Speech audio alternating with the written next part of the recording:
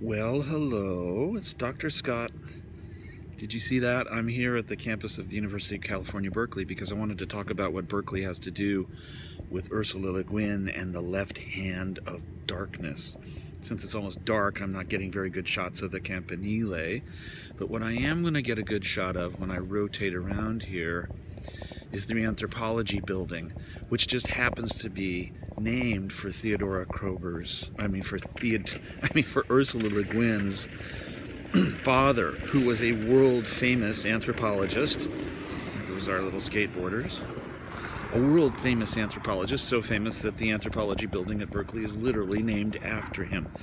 And his anthropology specifically included extensive and pioneering investigations into California Native American cultures, which means that his wife, Ursula's mother, who was born in Colorado, my home state, in Telluride, where my sister lives, was also a celebrated author who translated into English many Native American tales.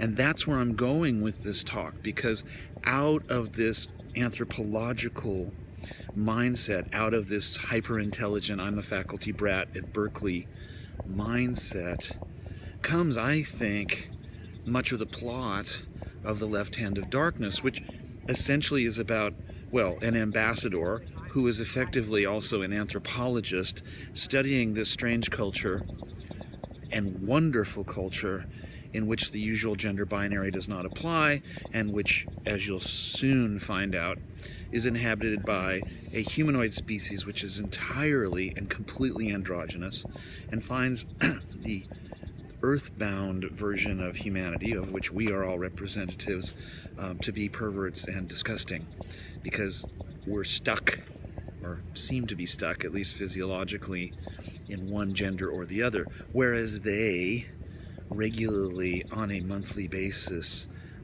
go into something like heat and inhabit the body of a male or a female, depending on which they happen to choose to want to be, and they can mate, therefore, with anyone.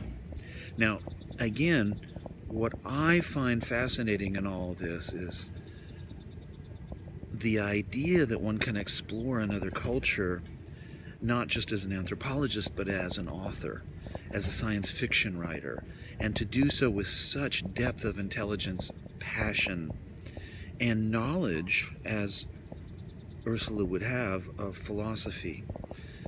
Sad to say that this is also the year in which Ursula Le Guin left our planet.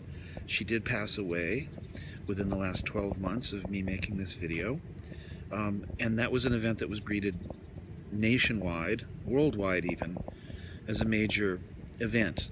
So her obituary was in every major newspaper, many commentators, because she had won every major award.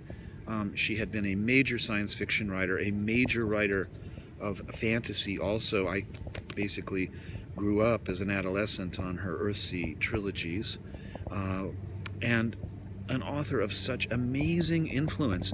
Not accidental that Harry Potter is based on the same idea that Ursula Le Guin came up with, which was that a young apprentice wizard would have to learn his trade in a sort of medieval setting. I also think not accidental that so much of contemporary science fiction tries to explore strange new worlds in ways that Le Guin and her novel clearly pioneered.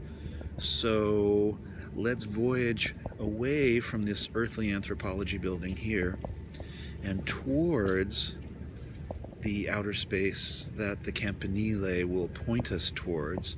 I look forward to reading your journals, and I look forward to finding out what you think of this amazing author and her book.